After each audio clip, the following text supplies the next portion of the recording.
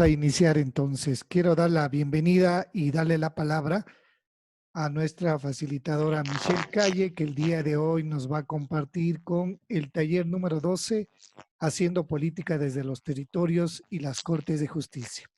Le damos paso, Michelle. Buenos días. Buenos días, chicos, chicas, ¿cómo les va? Gracias, Dani. Espero que se encuentren bien. Y bueno, vamos a empezar justamente con el taller.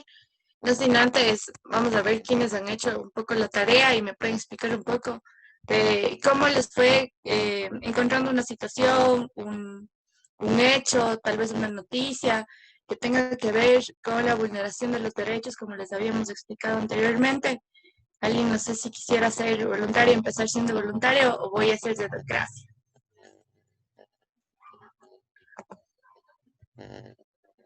Nada. Yo, Michelle. ¿Ya? Claro. Realmente, o sea, es el caso que ha conmocionado más esta semana, el de la muerte de George Floyd a manos del policía. Entonces, es una vulneración clara de derechos, ya que no puso resistencia al arresto y no se hizo, o sea, el procedimiento correcto para su detención, y en el proceso incorrecto se ocasionó la muerte de esta persona. Entonces, es un ejemplo claro podría decirse, del abuso de poder, de la no consideración de los derechos humanos de una persona y la violación a la integridad de una persona que no se resistió al arresto. Muy bien, Erika, perfecto. Incluso vamos a tocar unos temas justamente con respecto al caso de Floyd. ¿Alguien más quisiera hacer mención a algún otro caso que se ha dado últimamente?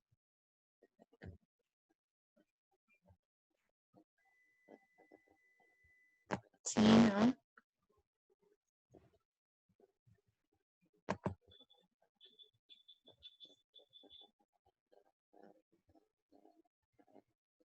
Ya les reviso. ¿Alguien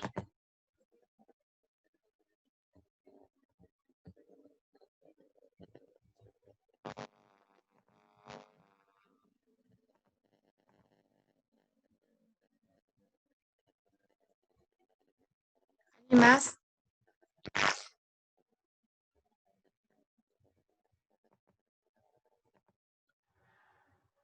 Ya creo que ya se solucionó lo del micrófono.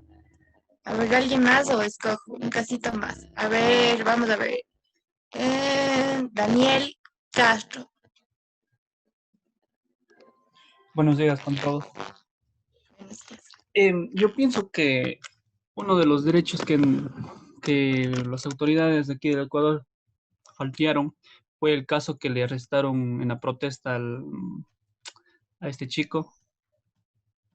Pienso que fue uno de los derechos, o sea, algo injusto, porque de mi manera de pensarlo estaba él protestando de una manera limpia o sana, y las autoridades usaron la fuerza bruta como siempre y llevaron a peores. Perfecto, Daniel. Muy conocido el caso del chico Camachi. Muy bien. Bueno, vamos a dar continuidad al proceso como tal. A ver, me dice Lani que siguen con el problema. A ver, voy a ingresar nuevamente. Ya me dicen que se escucha como un eco.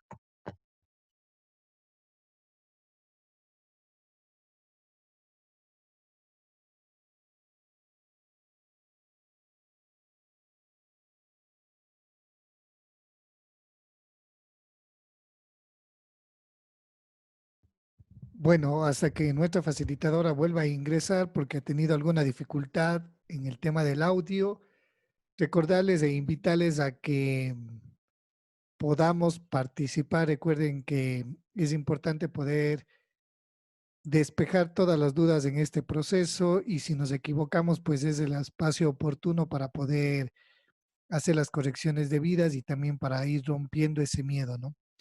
La intención del proceso de formación es poder hacer que cada uno de ustedes pueda despertar ese liderazgo que tienen escondido, brindándoles herramientas, insumos, algunos conocimientos, algunos criterios evaluativos. No sé, Michelle, si ya te tenemos nuevamente. Bienvenida, Michelle. Buenos días nuevamente. Tal vez viste solución al problema. Y no está solucionado, pero se te entiende algo. Qué raro. A ver.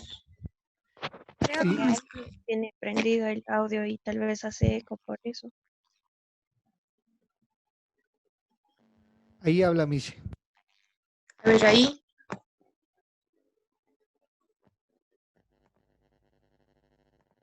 A ver, tal vez ahí. No, suena igual. Es cierto que suena como un eco. Ahorita me probé. Ay, qué relajo. Mm, mm, mm.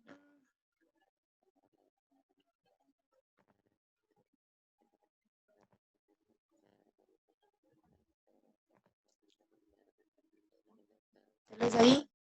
Les voy a pedir un favor a los participantes. Si ustedes pueden escucharle a pesar de esta pequeña interferencia que existe, si le pueden escuchar claramente para poder continuar. Si no, caso contrario, para poderlo resolver, ¿no? Escucho sugerencias. El micrófono de una compañera está prendido. Yo Tal vez prendí, no, yo prendí ahorita porque quería decirle que se escucha, o sea, se escucha muy poco la voz de Michelle y se escucha full la interferencia. no, aparte de ti, el de Joana también me parece que está prendido.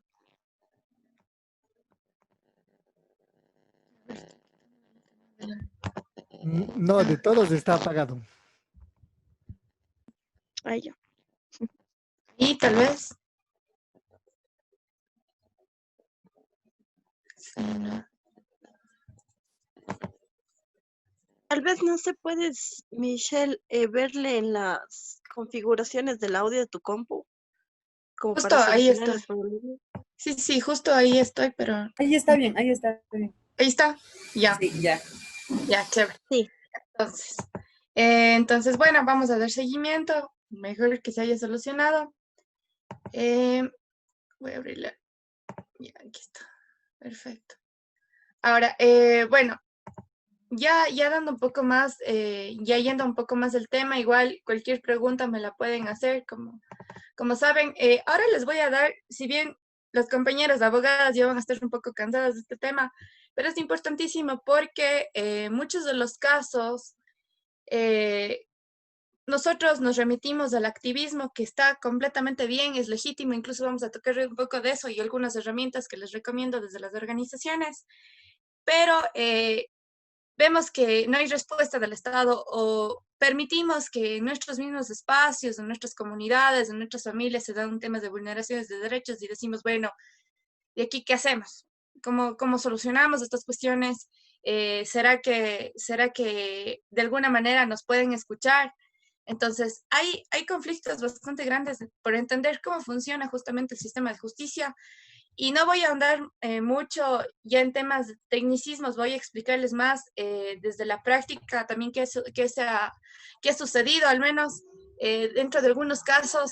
Por ejemplo, este caso de las universidades, por qué es que está en la Corte Constitucional, se está definiendo si es que tiene que haber o no este recorte, cuestiones así, ¿no? Igual vamos a tocar algunos otros temas también, como son también los juicios paralelos, estos llamados juicios mediáticos, que vamos a tocar algunos temas también con respecto a cómo podemos, como dice el módulo, exigir derechos, incluso ejercer nuestros derechos desde dos espacios, desde las Cortes de Justicia, pero también desde las bases, ¿no? Desde las organizaciones. Entonces, como juicios paralelos, vamos a tocar también un poco el tema mediático. Pablito también, quien les va a dar también algunos módulos, pueden preguntar algunas cuestiones más en estos temas, pero sin embargo es como súper importante para que empiecen también a hacer este análisis ético con respecto a los medios de comunicación, cómo se lo ha dado también en diferentes contextos, ¿no? Y también qué herramientas pueden ustedes ocupar en sus espacios para hacer este tema de activismo. Entonces, bueno, vamos a tocar principalmente con el tema de las garantías constitucionales. Las garantías constitucionales, no sé por qué está esa foto ahí, pero bueno, las garantías constitucionales, más que todo, ¿para qué sirven? Son mecanismos para garantizar la tutela efectiva de los derechos. No pueden existir, no sirve más bien de nada que existan derechos en una norma constitucional, que a propósito la nuestra es la más garantista, es el referente a nivel mundial, que dicen que es la constitución que abarca absolutamente todos los derechos y poco y más lo que hace es hacer que nosotros vivamos en un mundo maravilloso, ¿no? Que no se vulneran derechos, porque claro, ahí está en la Constitución. ¿Por qué es interesante las garantías? Porque las garantías lo que hacen es ejecutar o exigir la ejecución de estos derechos, que es o el ejercicio de estos derechos. Porque lo que pasa es que no ha servido mucho de que muchos años hemos venido acumulando una cantidad de derechos. Nosotros tenemos una lista enorme de derechos. Si ustedes comparan con los derechos de la Carta de Estados Unidos, la Carta Constitucional de Estados Unidos técnicamente son poquitos, pero a nosotros nos gusta tener y despapallarnos, ¿no? Y después vienen argumentos justamente de ex constituyentes diciendo, perdón, lo que pasa es que nos sobrepasamos o realmente no sabíamos que iba a pasar de esta manera, o cuestiones así, ¿no? Entonces, lo que viene a generar un tema también es de unas proyecciones, que es lo justo, pero también hay este debate ideológico de decir, bueno, chuta, si esto es lo que aspiramos, ¿realmente se va a ejecutar o no? Entonces, ahora, las garantías constitucionales, ¿cuál es la parte como interesante de las garantías constitucionales? Se manejan bajo ciertos principios. Las garantías constitucionales que vamos a tocar nosotros es la acción de protección, está la acción de habeas corpus, está también las medidas cautelares, porque es importante que estas son las básicas, no vamos a tocar temas más, pero ya vamos a explicar un poquito. Pero lo que es interesante justamente de estas garantías es que tienen como finalidad la protección inmediata de los derechos. Estas garantías, si ustedes ven cuáles son los requisitos para presentar un escrito, por ejemplo, cuando uno solicita medidas cautelares, una acción de protección, dicen que incluso no necesitan un abogado. Siempre les recomiendo porque al final cuando van a audiencia de estrados es como súper complicado. Yo en calidad de estudiante o yo en calidad de ciudadano que no conoce mucho del derecho, no puedo argumentar, ¿no? Pero uno puede presentarlo sin abogado ante la emergencia del asunto. También, ¿cuál es lo interesante de las garantías constitucionales? Es que no necesitan tener muchas formalidades, es decir, no es que tengo que hacer hago una demanda civil, entonces yo puedo poner como los datos básicos de una demanda, ¿no? Así como nombres del demandado, nombres del actor, nombres del demandado, dónde se le citará, cuáles son los hechos que se argumentan. No necesito ni siquiera poner en contexto, sería mejor, ¿no? Pero el contexto legal y pruebas si es que acompaño. O sea, es como re básica, incluso se han presentado, les voy a poner como es como semejante a un amicus curiae, que también vamos a tocar para qué sirven los amicus curiae en los procesos y que ustedes podrían intervenir incluso sin necesidad de ser expertos en el derecho y más bien en su derecho poder participar y aportar con un criterio al juez, ¿no? Entonces, estas garantías como tal, bueno, tienen una clasificación como tal en la Constitución, pero vamos a empezar hablando como de las medidas, como aquellas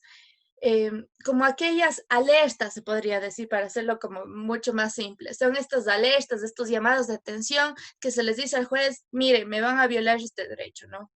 ¿Qué es lo que sucedió? Un ejemplo clarísimo de las medidas cautelares que estuvimos en una audiencia, creo que un día entero, 2 días enteros y ahora va a ir nuevamente, es el caso de las universidades.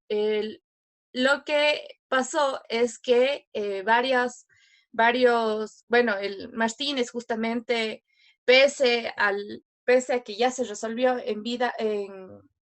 incluso es más bien en un contexto constitucional, que no se puede hacer un recorte en un estado de emergencia en materia de educación y salud, Martínez, el ministro, dijo, bueno, a mí no me importa, esto es un tema que va, porque yo necesito esos recursos, porque están mal implementados, porque esos recursos que ustedes dicen no se los utilizan los profesores, bueno, y entre otros argumentos más políticos, se podría decir, antes que técnicos, ¿no? Entonces, en esa situación, varias universidades y varios, como tal, varios personas que estaban involucradas y que se sienten afectados en esta situación, lo que decidieron es presentar una acción de medidas cautelares. La acción de medidas cautelares puede presentar a cualquier persona, ya sea yo en calidad individual, yo en calidad de miembro de mi comunidad o mi comunidad entera, de mi pueblo, de mi nacionalidad, de mi colectivo como tal, puedo presentarla ante, para justamente cuál es la intención, es cesar o prevenir, incluso evitar la amenaza de la vulneración de un derecho como tal, ¿no? Entonces, como les menciono también, estos derechos no solo son los que están en la Constitución, también hay tratados internacionales que avalan estos derechos como tal. Pero, ¿qué es lo interesante de esta medida?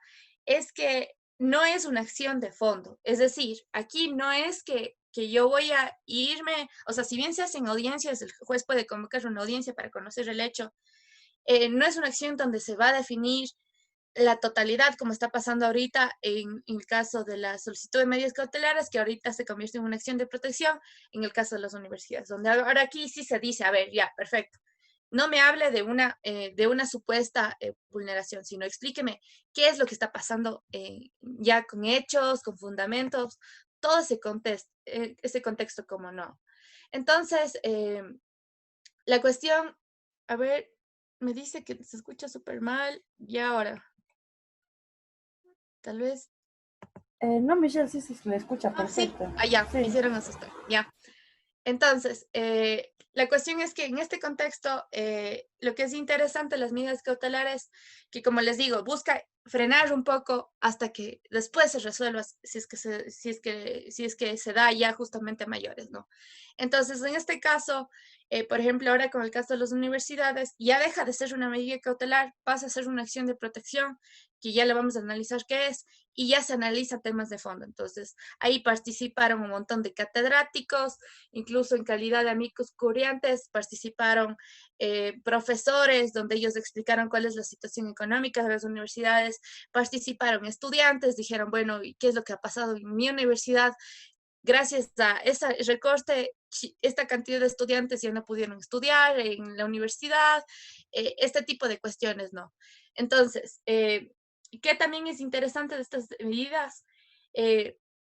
Estas medidas cautelares, como que es a veces nos juegan como nos hace una doble jugada más bien. ¿Qué es lo que sucede? Es que en muchos de los casos uno solicita medidas cautelares. Les pongo un caso. Teníamos un caso que era una chica siendo acosada por sus miembros, por sus compañeros, miembros de una institución municipal, ¿no? Entonces, desde su jefe, o sea, era un acoso laboral más que todo. Entonces, la chica cayó en un cuadro depresivo de los peores, estuvo bastante complicada en esa situación, tuvo que ser reinternada porque ingirió un montón de cuestiones, entonces su estado de salud estuvo deplorable.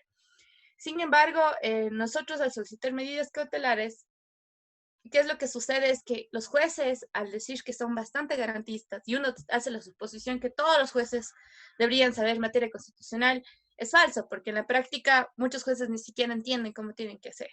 Entonces, nosotros solicitamos las medidas cautelares y decir, bueno, perfecto, lo que ella le querían hacer es cambiarle un puesto inferior a que maneje, ella era contadora, le querían bajar a un puesto completamente inferior para manejar temas de matrículas, cosas de carros de una institución.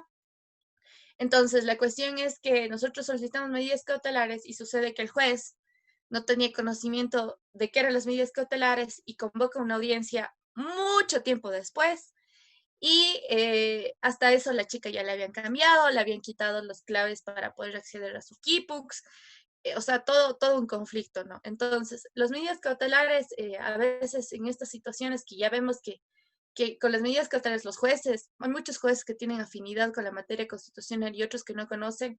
Lo que tienen que saber es que muchos jueces, a ver, todos los jueces son constitucionales. Yo puedo presentar esta acción ante cualquier juez. Sin embargo, no me garantiza que realmente conozcan de la materia, ¿no?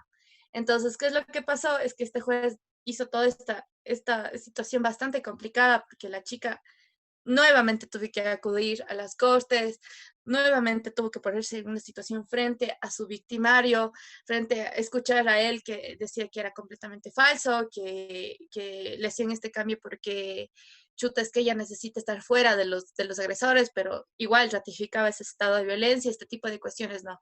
Entonces, eso por un lado, entenderlos qué es lo que pasó con las medidas cautelares y al ser medidas cautelares no descarta que uno pueda presentarlo como una acción de protección, que ya la vamos a tratar. Entonces, sí les recomiendo más bien presentar las dos, ¿no es cierto? Entonces, como medidas cautelares, yo solicito que cesen este cambio administrativo de esta chica, pero al mismo tiempo que se trate en audiencia de estrados esta acción de protección para que se declare la vulneración del derecho como tal. Entonces, medidas son como medidas provisionales, en teoría. Y la acción de protección ya va a tratar temas completamente de fondo y donde se va a declarar la vulneración de derecho. Incluso se puede declarar temas de reparación, es decir, yo reparo tu estado, es decir, te compenso por lo que tú hiciste, no necesariamente tiene que ser técnico. Sí, María del Cisne, claro, puedes hacer una consulta. Una consulta.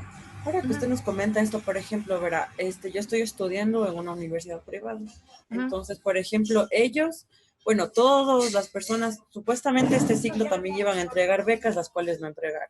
Entonces, por medio de esta situación, ellos dijeron que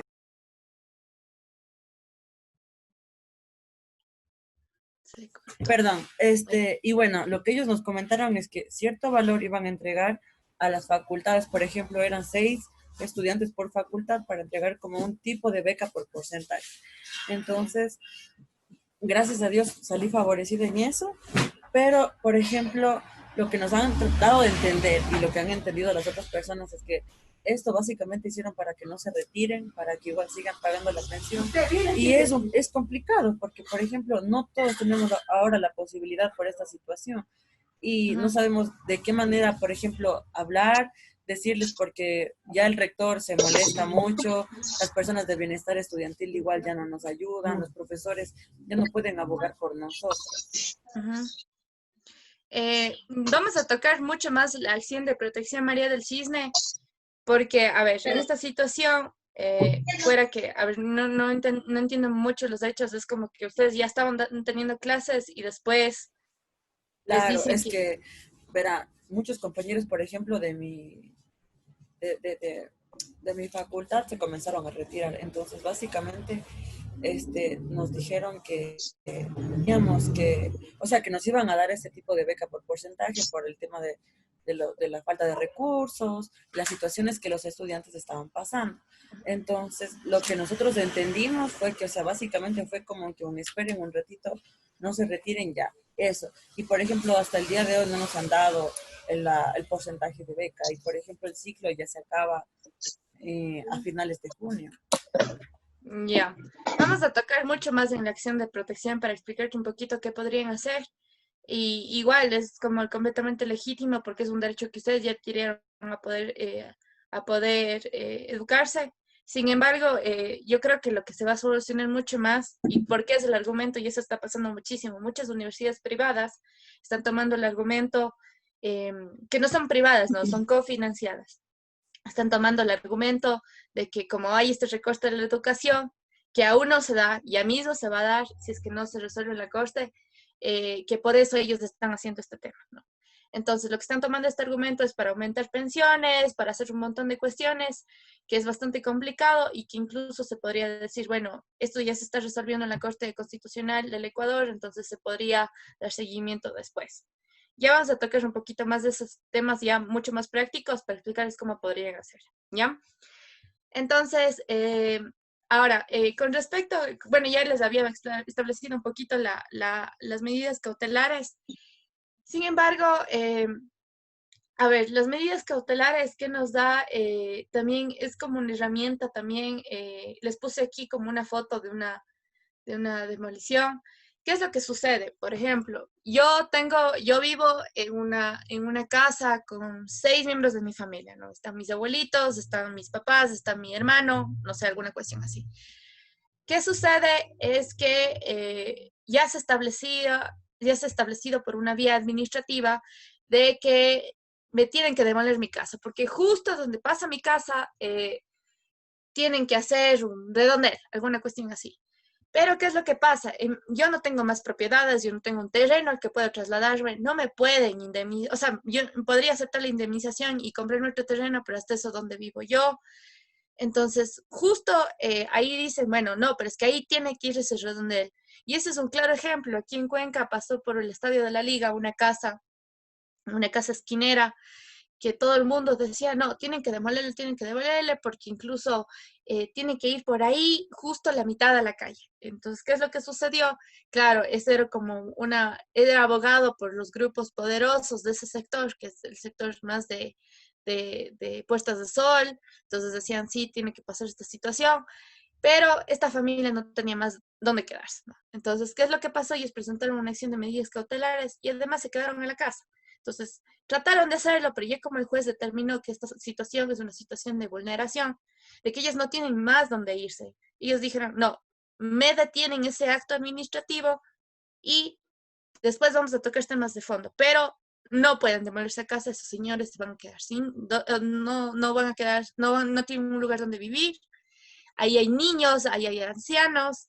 Entonces, este tipo de cuestiones como bastante interesantes porque las acciones constitucionales son inmediatas. Es decir, yo presento una acción de protección, incluso ahora, en época de pandemia, las acciones constitucionales se están dando inmediata y son las únicas audiencias que se están dando, ¿ya?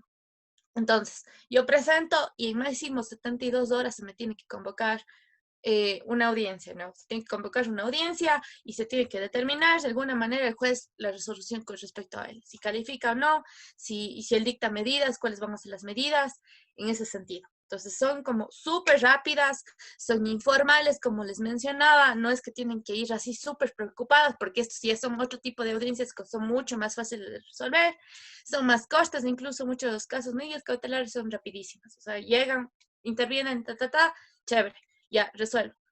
Que también es lo interesante de las acciones constitucionales. Las acciones constitucionales las pueden plantear, y aquí vamos a tocar un tema que es bastante importante ustedes como activistas.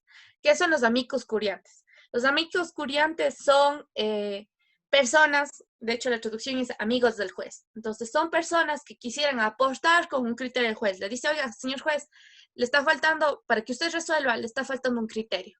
Mi criterio como especialista en, a ver, caso Guarani, el especialista en antropólogo, antropólogo y sociólogo, conocimiento en materia de comunidades indígenas. Entonces, yo le explico en este texto y también hablo en la audiencia si es que deseo, explico por qué no tiene que haber explotación minera en este territorio o explotación petrolera. Entonces yo explico desde mis tecnicismos, algo que el juez no va a conocer. El juez conoce la ley, pero no conoce otras cosas, ¿no? Entonces sería importante aportar. Entonces, ¿qué es lo que pasó? Como este caso de las universidades, siempre les pongo, pueden revisar, incluso participan chicos, estudiantes, ¿no? Dicen, oiga, a ver, veamos desde el lado humanitario, veamos desde el lado social.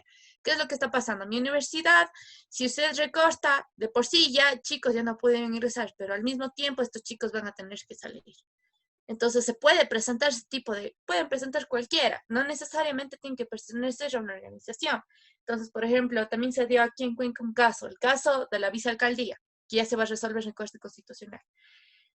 Organizaciones de mujeres participaron en la audiencia y dijeron, bueno, en mi calidad de amicus curiante, les dan generalmente 5 a 15 minutos, depende del juez, y les dicen, a ver, convérseme lo que usted manda por escrito. Entonces yo digo, yo en calidad de mujer siento que es necesario que la vicealcaldesa sea mujer, en cuanto a que yo como calidad de mujer rural, esto ayuda un montón para que varias mujeres aspiren a puestos de decisión, este tipo de cuestiones, ¿no? Entonces, el amicus curiante siempre guárdense porque este es un tema que en causas constitucionales es importantísimo. Y después vamos a tocar mucho más en los juicios paralelos porque lo que no solo genera ya un juicio ya nos deja, ya no es técnicamente, ya no es completamente técnico, sino ya se convierte en un juicio incluso social, se vuelve un juicio donde hay participación más íntegra de las personas, ¿no? Entonces es bastante interesante estas figuras, y vamos a tocar mucho más ahí, les voy a dar unas herramientas que pueden hacer ustedes como organizaciones o en calidad de particulares para poder fundamentar. Ya, bueno, eso es como medidas cautelares. A ver, con respecto a la acción de protección, la famosa acción de protección, si bien esto es cuando ya existe la vulneración de un derecho, esta vulneración de los derechos se puede dar de dos maneras, por aquellos actos o por omisiones. Es decir, yo dejo de hacer, esto se puede hacer por cualquier persona, por una acción, una autoridad pública, cuando lo que hace es privarme a mí mi derecho, a ver, tenemos un mensaje, privarme a mí mi derecho de poder ejercer, ¿no? Veamos qué dice. Sí, claro, Mabel. Buenos días, ¿cómo están? Sí. Buenos Mi días. pregunta es si disculpe si le entendí mal el término, el micus curiante me dice. Ajá. Ya, ¿puede ser cualquier persona o debe ser el abogado, la abogada? No, de hecho, ¿qué es lo interesante de los amigos curiantes? Que no participan abogados. De hecho, es raro que presenten abogados, al menos que yo sea abogado, miembro de una organización que presente, o sea, que la persona a la que yo represente sea una organización, una comunidad.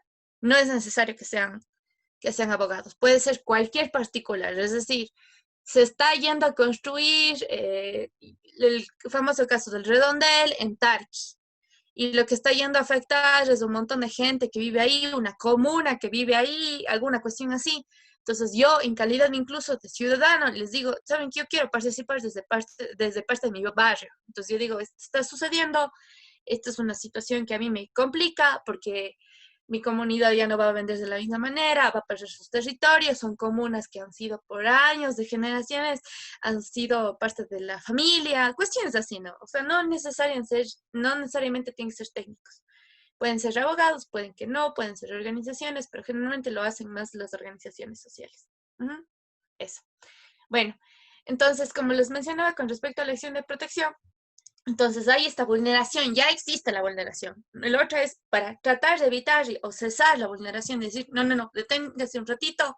En cambio, ya existe la vulneración, puede ser de una persona particular, puede ser de una autoridad como tal, por actos o omisiones, es decir, dejo de hacer, yo permito que se te vulnere un derecho y yo tengo el deber de poder cuidarlo, de cuidarlo, ¿no? Yo permito que suceda en estos casos, incluso el famoso caso en Quito, ¿no? De los guaguacentros. Entonces, yo como alcalde permito que cierren este tema, incluso me abstengo. Digo, ¿saben qué? O no les doy el presupuesto, les digo, ¿saben qué? Tienen que cerrarse. Entonces, ese tipo de cuestiones se están dando un montón, ahorita incluso aprovechándose de la pandemia. Eso también puede ser contra políticas públicas que lo que hacen es privar del ejercicio de los derechos como tal, cuando justamente estas violaciones se provoquen un daño grave o cuando, por ejemplo, cuando provoque una vulneración, cuando no te preste servicios públicos, también puede darse, y que esta persona como tal se encuentre en una situación de indefensión, de discriminación, de subordinación. Entonces, como les ponía este caso de violencia en una institución municipal, esta chica era una subordinada y era su jefa, quien le hacía estos tratos que realmente a ella le sometía en un estado de indefensión, ¿no? De subordinación, y aparte tenía que hacer caso, porque técnicamente ella era la empleada, ese era el argumento, muchos de los casos de la persona que la empleaba. A ver, como les explicaba, cómo se procede justamente, a ver, todos los jueces son constitucionales, entonces yo presento un escrito, este escrito, como les decía, es lo más simple posible, porque ya en audiencia se va a tratar temas muchos más, no necesitan abogado, pero en audiencia sí les va a ser un poco más necesario. Entonces, los jueces de primera instancia del lugar donde se cometió el hecho, es decir, si se cometió en Cuenca, si se cometió en Baños, yo tengo que irme a la Corte Cuenca, ¿no es cierto? Y tengo que presentarlo ahí el escrito y decir, bueno, y ahí me van a sortear rapidísimo. Tienen que decirme ese rato qué juez es el que es el sorteado, y decirme, bueno, la audiencia se va a dar día tal, después me notifican rapidísimo, tienen que citarle así como lo más rápido posible y dar seguimiento a este proceso. También, ¿qué es lo que sucede? Es que, bueno, ya vamos a tocar mucho más el tema de los habeas corpus, pero vamos, y justo lo que se trata también estas acciones es que todos tienen su especialidad, ¿no? Por ejemplo, los habeas corpus, lo que sucede es que los habeas corpus son exactamente para personas que son privadas justamente de su libertad porque ha sido ilegal, ha sido arbitraria, ha sido usando el caso, por ejemplo, de este chico, pero bueno, eso vamos a tocar algunas particularidades con respecto a este tema, ¿no? Ahora, ¿qué es lo que sucede con respecto a las medidas cautelares? Déjenme ver si tengo un video por aquí para mostrarles. A ver, las acciones de protección como tal tienen que concurrir algunos elementos como tal, ¿no? Entonces, las acciones de protección como tal tienen que haber una violación de un derecho, tiene que haber un acto o omisión de autoridad pública y también no tiene que, o sea, más bien tiene que no existir otro mecanismo de defensa judicial. Pero, ¿qué es lo interesante? Que esto es el típico argumento y les va a pasar a ustedes cuando presenten alguna acción de protección. Les van a decir, pero es que tienen la vía administrativa. O el caso de esta chica dice, vaya y denuncia en fiscalía. Pero la chica ya está en una situación que necesita ser resuelta urgentemente. O esta familia dice, bueno, por favor, resuélveme rápido porque si no, yo me voy a quedar sin casa. ¿Qué hago? Entonces, ¿qué es lo interesante de este caso? Es que ustedes tienen que decir, bueno, a ver, esta acción no es residual, es decir, no es que tengo que agotar todas las vías para poder recurrir a esta. Esta es una acción que incluso la de ser rápido, lo que hace también es que como les digo, no tiene que recurrir a varias formalidades para poder uno pedir por primera vez una acción de protección, ¿no? Entonces, pero aquí como un requisito se establece la inexistencia de otro mecanismo de defensa, pero que sea adecuado y eficaz. Entonces, por eso es que muchas acciones de protección se dan, porque si bien yo tengo el mecanismo de la fiscalía, esto me va a demorar una eternidad, que son súper largos. Entonces, ¿por qué no una acción de protección que evite que ella siga en un estado de vulneración, que le sigan violentando a ella, que le sigan al mismo tiempo poniendo en una situación delicada con su salud, ¿no? Entonces, esto es lo interesante. Ahora, con respecto a la improcedencia, porque cuando no tengo que presentar una acción de protección, es que, bueno, cuando los hechos que yo argumente, obviamente no sean una violación de un derecho, o sea algo así como, es que es injusto, pero es que no tengo ninguna argumentación detrás, ¿no? Es decir, que es injusto porque yo soy madre soltera, es mi única casa donde yo puedo vivir, ya son otras situaciones incluso de vulnerabilidad, entonces son otras situaciones, ¿no? Pero si yo decir, bueno, tengo 5 casas y yo, chuta, a mí no me afecta nada, esta es una casa que yo tengo por ahí botada y justo por ahí va a querer redondear, si no acción de protección porque sí, o sea, entonces no constituye realmente una verdadera violación de los derechos, al menos que no se me ha notificado, que no obedece un debido proceso. También no procede cuando estos actos que empezaron ya han sido revocados o extinguidos. Es decir, digamos que esta chica ya le restituyeron su cargo, entonces yo digo, bueno, ya ahorita, ¿para qué voy a presentar una acción de protección? Y ese es un caso que pasó también en una universidad que patrocinamos. Una chica que pasó una situación X y le hacen que le ponen una sanción a la universidad y la cuestión es que después el tribunal electoral le prohíbe que ella sea candidata. Una vez, o sea, el hecho fue que ella ya era candidata, le califican como candidata, sucede este hecho, le sancionan y después le dicen que ya no puede ser. Entonces, después, bueno, después de una solicitud de medidas cautelares, una acción de protección por su derecho a participar y tantas cuestiones, les restituyen. Entonces, pero después el juez convoca una audiencia después de que ya hubo la restitución de los hechos, de que se pudo conversar con el tribunal electoral, este tipo de situación. Entonces, ¿para qué voy a presentar una acción de protección si ya se les reparó su derecho como tal? También, cuando el acto administrativo puede ser impugnado en la vía judicial, salvo que se demuestre que no ha sido eficaz, como les mencionaba. En este caso, estos señores tienen que vivir ahí, porque si no, ¿a dónde se van? Necesita que sea resuelto ya. Eso también no se puede hablar cuando se trata de sentencias judiciales. Para eso es una acción extraordinaria de protección que se ya vamos a tocar un poco más.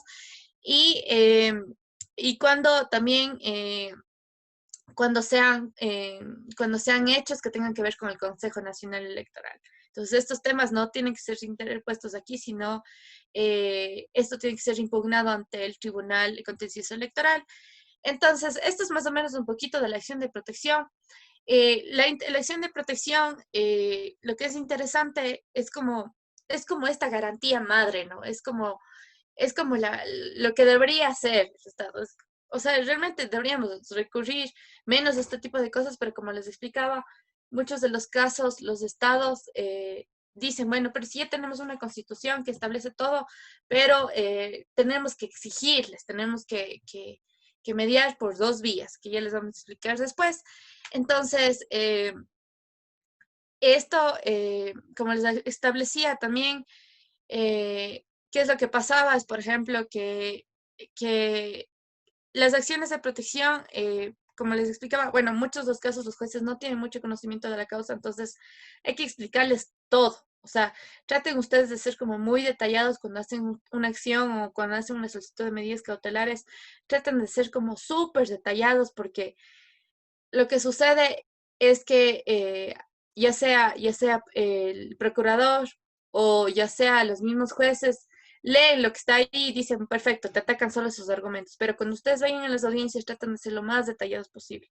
Es decir, verá, este es mi hecho y este es el peligro. O sea, señalándole que el juez es la persona que va a poder cesar esa vulneración, que va a poder darnos estas armas para poder nosotros solucionar nuestros conflictos, que va a poder exigir y poder hacer justicia, ¿no? Yo creo que los jueces más como importantes y no, o sea, como que los más conscientes deberían ser los constitucionales. De hecho, ellos conocen ya temas mucho más sociales que ya lleva un tema también de un análisis, porque también lo que sucede es que, a ver, todos estos jueces tienen una supuesta preparación en materia constitucional, pero son ellos mismos los que vulneran los derechos. Como les explicaba realmente con el tema de los derechos colectivos, por ejemplo, ellos tienen que dar, como es una acción de protección, ellos en estas circunstancias tienen que brindar situaciones para que la gente se sienta cómoda, para que la gente entienda. Por ejemplo, si yo estoy como una comunidad indígena, me tienen que dar situaciones para que yo pueda entender esta audiencia. Tienen que procurar la seguridad de todos, tiene que ser integral, tiene que ser incluso abogando por todos, ¿no? Entonces, es bastante interesante este tema de las acciones de protección. Ahora, vamos a tocar el tema también de las famosas habeas corpus. Ahora, estos habeas corpus como tal, a ver, las habeas corpus como tal, a ver, ¿qué es lo que sucede? Y les voy a poner algún ejemplo. A ver, y sucedió en el paro muchísimo, muchísimo, muchísimo. A mí me detienen, no vamos a tocar el caso Camachi aún, vamos a tocar, ese es otro tema. Me detienen y paso en el paro.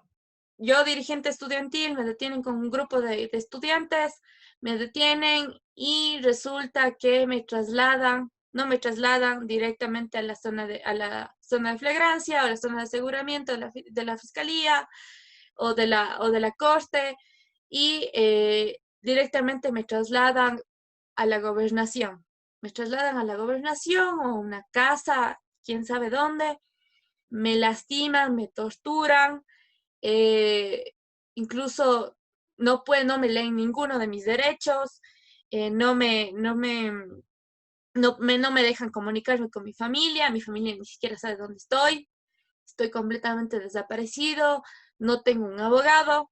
¿Y qué sucede? Que el día siguiente, bueno, en esta situación, voy a una audiencia, además estoy herido, no me llevan a un centro de salud a atenderme y a elevar un informe de cómo estoy. Me llegan a esta situación, encima llego a una audiencia y me dicen, bueno, no tiene abogado, le vamos a dar un abogado, un defensor público, pero el defensor público me dice, ¿sabe qué? La única solución que usted puede hacer es disculparse con los policías mañana a las 5 de la mañana, ir allá y decirle, bueno, ¿saben qué? Disculpe por esta situación, y por eso es que yo necesito, usted discúlpese y ahí sí le vamos a soltar. Entonces, esta es una cosa que les digo porque pasó. Esto es un tema que pasó en la época del paro nacional.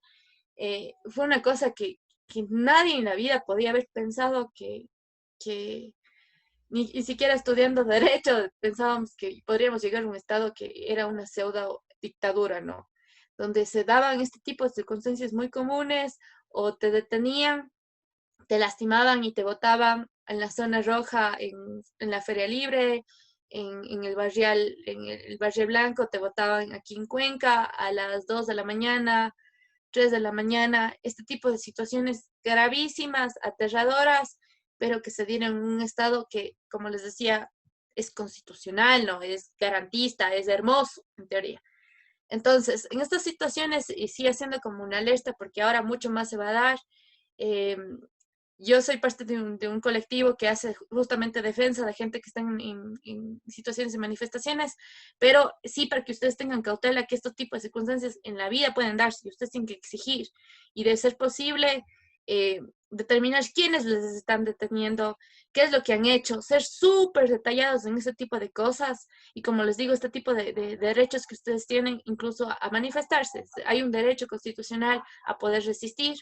Es decir, yo a ponerme estos planes, proyectos, políticas públicas que atenten contra mis derechos, es un derecho como tal, es un derecho a protestar. Entonces, que no les coman cuento que porque están protestando, que porque están haciendo bulla, les pueden hacer este tipo de cosas, ¿no? Para asustarles, porque generalmente es para asustarles y para humillarles frente a las autoridades públicas. Eso.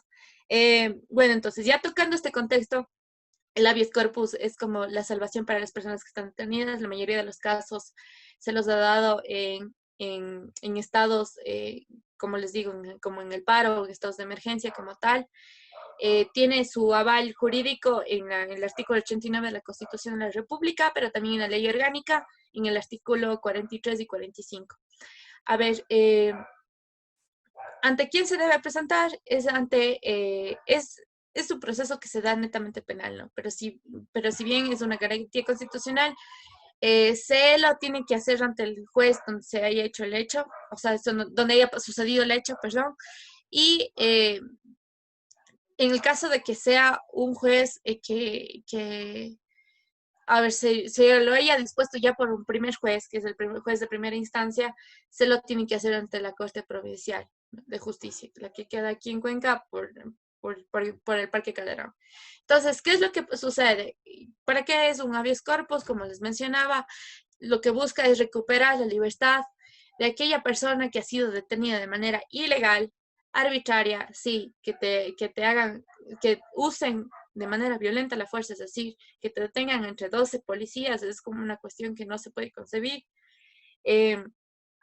que se ha hecho de manera ilegítima. Yo no tenía nada que ver, que sucedió también en el marco del paro nacional, a una compañera de una organización social. Ella, a ver, ella le había visto que a unas personas que estaban, a unos comerciantes que estaban protestando, los policías les empezaron a agredir, les empezaron a hacer muchas cosas y les detuvieron. Entonces ella se metió, les dijo, o sea, ¿qué les pasa? Miren lo que le están haciendo estos señores.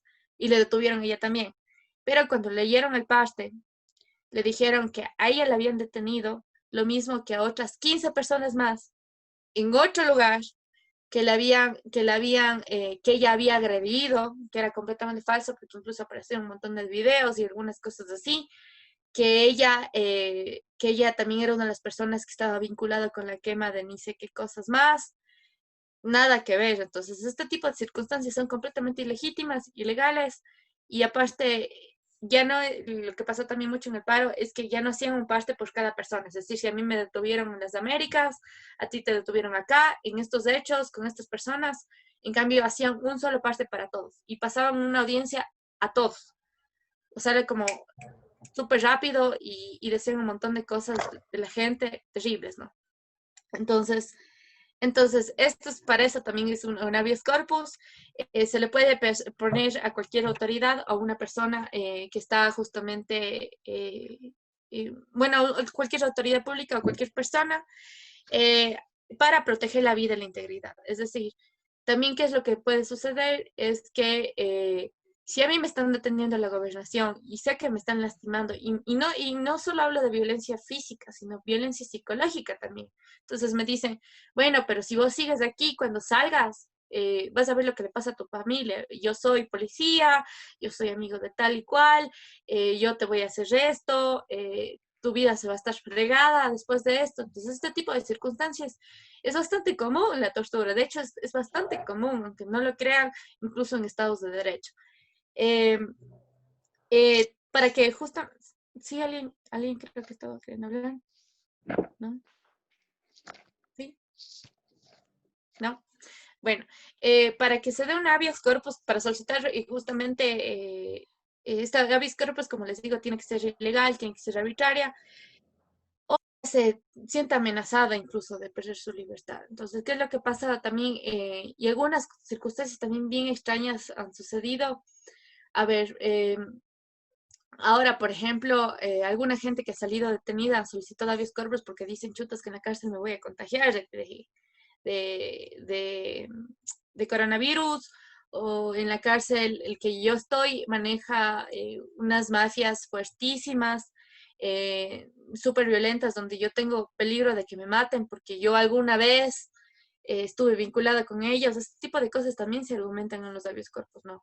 Claro que el juez va a determinar si cabe o no, pero es bastante interesante cómo se da. Y también qué es lo que está pasando, también si está solicitando, por ejemplo, una acción de habeas corpus reciencito por el tema del coronavirus, a un señor que le decían el abuelo, que tenía casos vinculados con violencia a niñas. Entonces, violencia sexual, pero le decían, bueno, es que él ya es mayor, es que su salud está peligrando, este tipo de circunstancias, ¿no? Entonces, hay las dos posturas también, o sea, de gente que dice, bueno, realmente tiene una, qué tan beneficioso también es que estas personas eh, salgan. Entonces hay como un debate ético bueno, infinito, que dicen, bueno, todas estas cosas, ¿no? Pero es como súper común, de hecho, cómo se dan las acciones.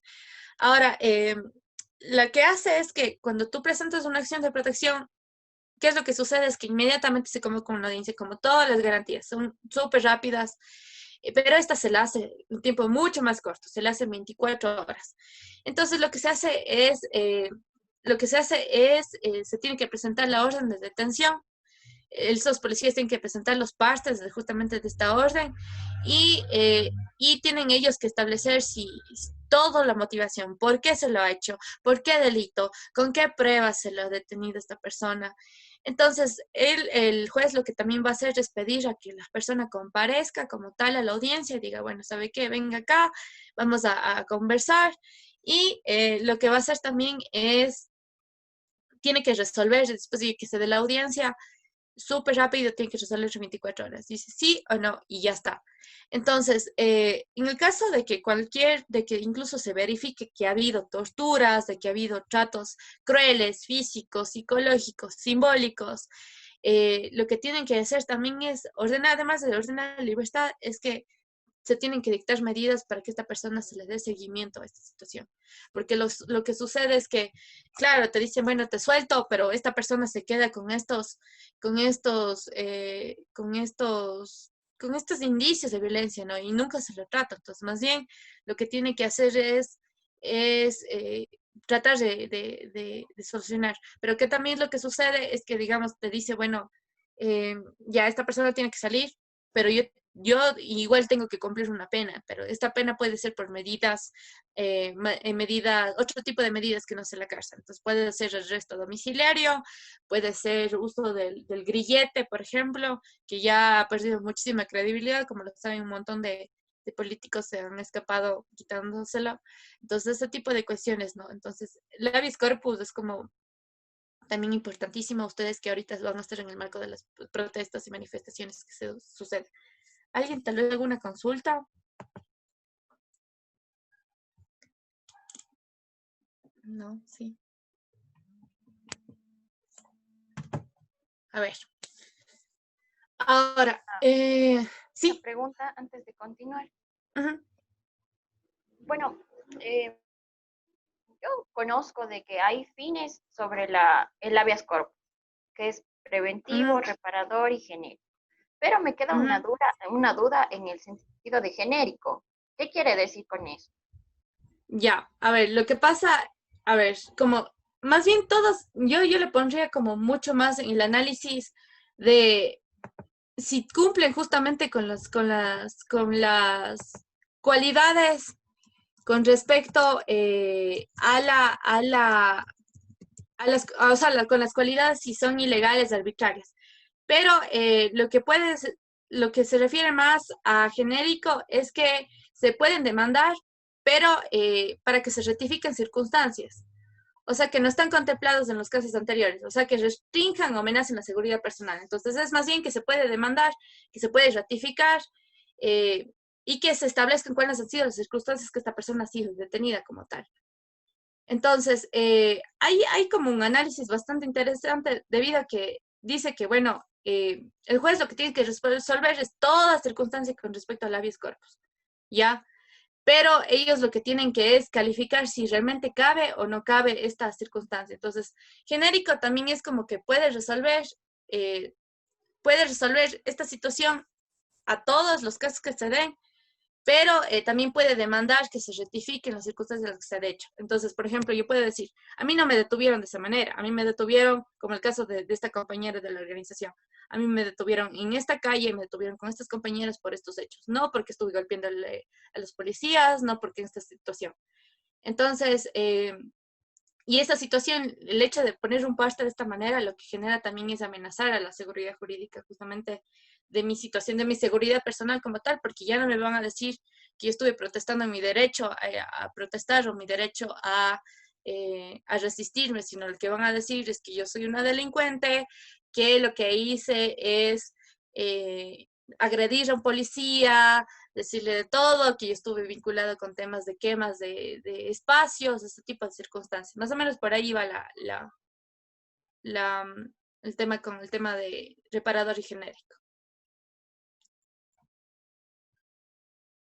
¿Alguien más? Quiero mostrarles una cosa. Si tengo el caso, les voy a mostrar. A ver, eso es como principalmente el tema de las acciones. Ahora, ¿qué sucede con las acciones de protección? ¿Qué sucede? Bueno, y ahorita eh, es que, a ver, una acción de protección, si es que no está bien fundamentada por parte del juez, puede dar un montón de cosas y armas para los abogados de la otra parte. El caso más importante con respecto a la caso Río Blanco. ¿Qué es lo que sucedió? Como ya les explicábamos en la anterior clase, qué es una acción de protección y qué es el derecho a la consulta. ¿Qué es lo que sucedió? Es que muchos de los casos, los jueces, al no interpretar bien, al no hacer una muy buena resolución, y eso ustedes tienen que pedir, pueden pedir que se aclare incluso estas sentencias. ¿Qué es lo que sucede? Es que los abogados generalmente del Estado van a tomarse esto como herramienta. En el caso de Río Blanco se da una particularidad bastante interesante, y es que los jueces, al no tener conocimiento constitucional, claro, todo el mundo lo celebró, ¿no? Gracias, se declaró que se vulneró la derecho a la consulta en el caso de Río Blanco, y que, bueno, todo el mundo feliz, alegre y toda la cuestión. Pero en la sentencia se confunde a consulta previa, libre e informada con una consulta popular, que son de dos sujetos diferentes, son de dos hechos diferentes, y eso va a dar paso a que ahora que se resuelva en la Corte Constitucional, sea una herramienta para los abogados agarrarse incluso y darle la vuelta a la sentencia, ¿no? Entonces, este tipo de cosas ustedes tienen que ser bastante claros y pedir, incluso cuando se dé sus audiencias, decir, a ver, aclárame, ¿qué significa esto?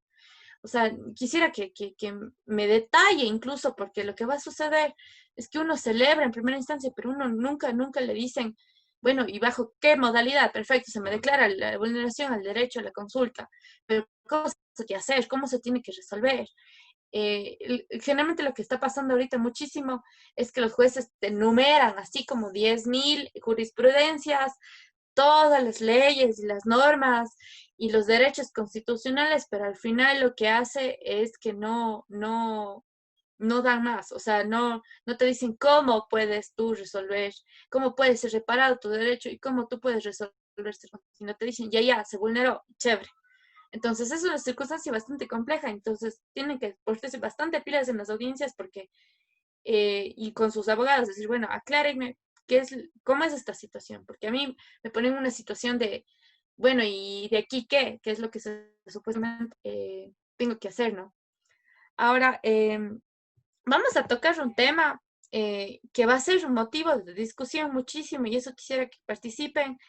Este tema son los famosos, ya tocando con estas herramientas como un poco más técnicas, pero vamos a tocar un tema también que es motivo de discusión en todo lado y que es bastante interesante cómo se está dando. Y este tema es los famosos juicios paralelos, juicios mediáticos. Estos juicios paralelos, lo que se están dando, incluso pueden verlo ahorita, pueden verlo en el paro, pueden verlo todo el tiempo. El labor que tienen como los medios de comunicación, sean independientes, como no, es importantísimo en materia judicial. Pero vamos a tener una discusión incluso mucho más ética, hasta qué punto permitimos y hasta qué punto es beneficioso, ¿no? Entonces sucede como nosotros en unas organizaciones, caso, vicealcaldía, entonces uno va al caso, pero también atrás están colectivos haciendo una campaña masiva, están yendo a medios, ves que afuera de la corte están letreros pegados del tema de la vicealcaldía, el MAE, y se hace referencias del hecho, influencers hablan de los hechos, entonces se genera una situación de chuta. ¿Será que el juez se mantiene imparcial ante esa injerencia, ante esa interferencia que tienen justamente los colectivos o los medios de comunicación con respecto al caso? Se mantiene imparcial como en esa situación. Entonces uno pone en este diálogo y dice, bueno, pero es que yo tengo que hacer, y cuál es el argumento de esto, es que yo tengo que hacer que el juez decida por lo que yo quiero, ¿no? Entonces, es una situación bastante compleja, vamos a hacer una discusión, pero generalmente, ¿qué son los juicios paralelos? Es como ese conjunto de medios, de informaciones que tienen los medios de comunicación, o pueden ser personas en particular, colectivos, pueden ser influencers, como les digo, que hablan sobre un hecho. De este hecho tiene que ver con cualquier materia, pero ellos están todo el tiempo haciendo este eco con respecto a estas circunstancias. Y lo que hacen estos medios de comunicación, estas injerencias, lo que hacen es ejercer un papel de juez. Es decir, va a la audiencia de persona X, ¿y qué es lo que ha pasado? En casos de Scratch, por ejemplo, el famoso caso de Scratches a violentadores. Sucede un montón que se publica temas bueno, esta persona me violentó, este es un testimonio de mío, bla, bla, bla, y se publica en redes. Ahorita o sea, como que ha salido mucho más de Scratches. Que bueno, no me voy a poner a discutir el tema mucho más ya personal, pero esta situación y se empieza a difundir. 300 likes, 400 likes, hay estados que hablan de eso, ya no está solo en una ciudad, está a nivel nacional, se desvincula a estas personas de los espacios. ¿Y qué es lo que genera? Entonces, yo en calidad de persona que tiene una herramienta, en este caso un teléfono, yo tengo la capacidad de decir, bueno, sí, este es un violentador, este es un acosador, y circunstancias así, ¿no? Entonces, es bastante interesante cómo se está dando y bastante complejo también el debate, pero ya yo hago el papel de juez. Entonces, el caso que digamos, el caso Sudacaya, por ejemplo, los chicos de Sudacaya, la exnovia de uno de las personas de Sudacaya, vinculado con temas de acoso. Entonces, ¿qué pasó? Que la chica de violencia, la chica finalmente denunció, pero ya habían dos jueces, entonces habían los grupos que decían sí, colectivos, abogo, hashtag, defensa para ni sé quién. Entonces, al final, el juez va a decir, chuta, O sea, él tendría que mantenerse fuera del espacio y no escuchar absolutamente nada para que no sea influenciado. Entonces, ese tipo de situaciones bastante complejas se dan a diario y les voy a explicar algunas cuestiones justamente con respecto a eso. Y entonces, más bien la discusión va de si es sesgado o no. Les voy a poner un video cortito, igual si tienen Netflix. Si no, se pueden igual descargar si hay en internet también. Eh, este es bastante interesante, es una serie en Netflix que se llama Juicios Mediáticos. Está en español y en inglés. Y qué es lo interesante es que explica mucho más un poco la situación, ¿no? Pero aplica en Estados Unidos. Bien saben que en Estados Unidos es como otra circunstancia diferente. Incluso las personas que van a ser parte de este tribunal, como es otro tipo de justicia, cuando están parte de este tribunal, incluso estas personas no pueden conversar con nadie, no reciben periódicos, no pueden leer sus redes, entonces participan así como muy fuera del espacio. Entonces, pero ¿qué tanto hace este rol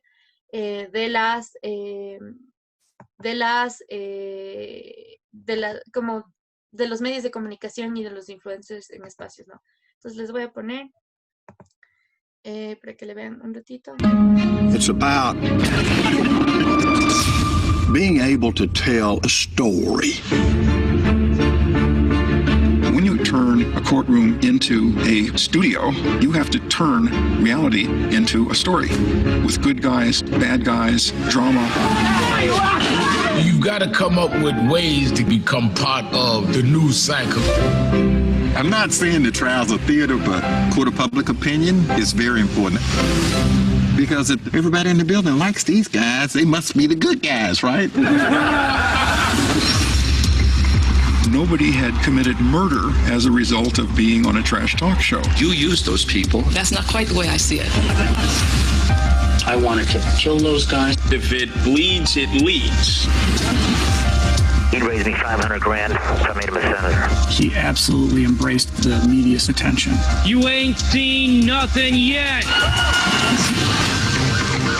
The NYPD shot someone 41 times.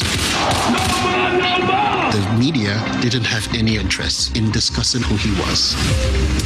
Everything was done for the purpose of ratings, and ratings are money. I really wasn't sure that what I was seeing was real. Stop the cameras. Let's stop right here.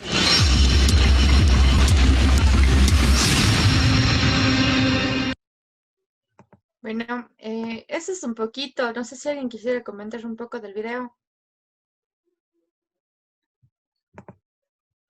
Yo quisiera comentar algo. En la parte en la que dice esto de que si es que la mayoría de las personas está de acuerdo con eso, entonces ellos deberían ser los buenos.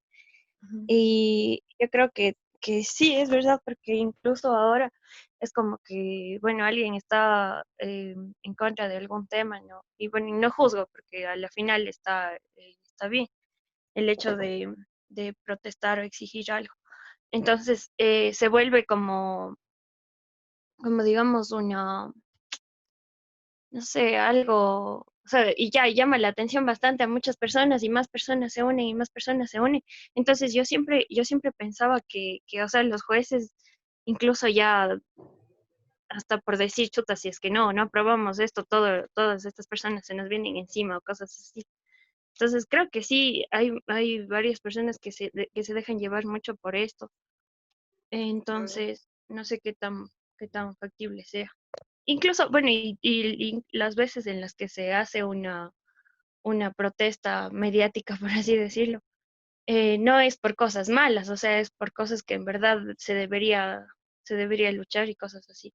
Pero no sé cuánto influye el hecho de tener esta presión de la población encima. Ya, muy bien, ahí vamos a empezar el debate. ¿Alguien más?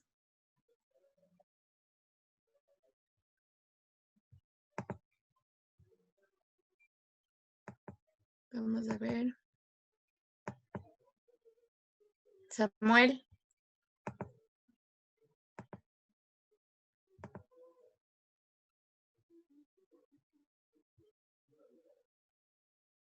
No. A ver, Dani. Tal vez.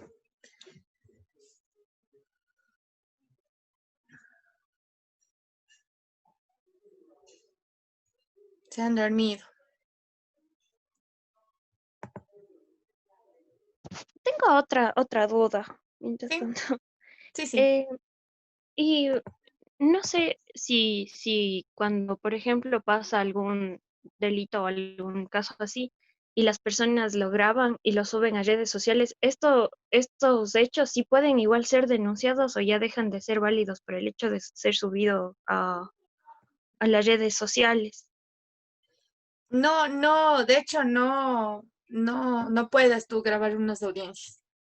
No, o sea, me Sí. refiero, por ejemplo, a que, digamos, yo estoy en la calle y veo que están robando alguna cosa y yo empiezo a grabar ese hecho y yo de una lo subo a Facebook o cosas así. Y este hecho puede igual ser denunciado o ya pierde validez por el hecho de ser grabado y toda la cosa. Ese tipo de pruebas hay que materializarlas. Es decir, tú tienes que formalizarles, ya sea una notaría, ya sea una institución que debería ser como, por ejemplo, las cámaras del ECU 911. Entonces, tú tienes que solicitar. Recién el caso del chico Camachi, que es lo interesante, es como, por suerte había cámaras del ECU que al final la Defensoría del Pueblo solicitó. Y con eso también se puede decir cuánto fue el uso excesivo de la fuerza por parte de los policías. Entonces, es una situación bastante compleja porque más bien la situación es de qué tanto te ponen a ti en una situación de vulneración.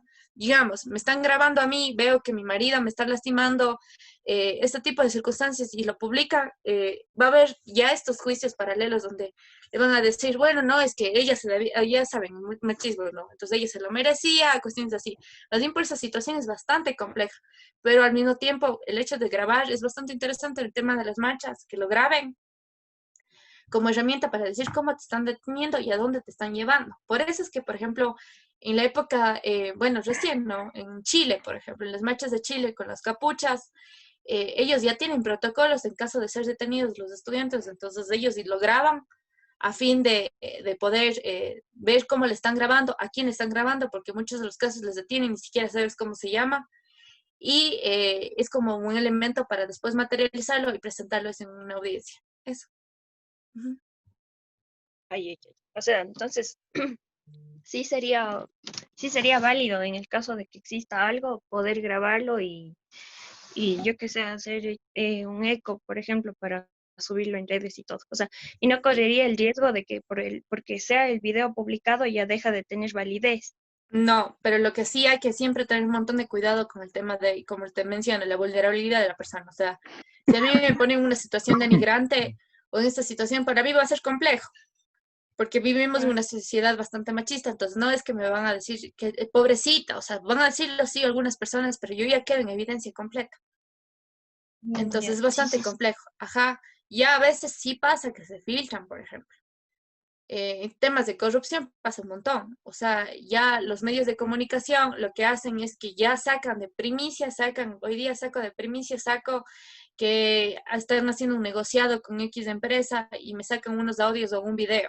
Entonces yo de por sí, o sea, se lleva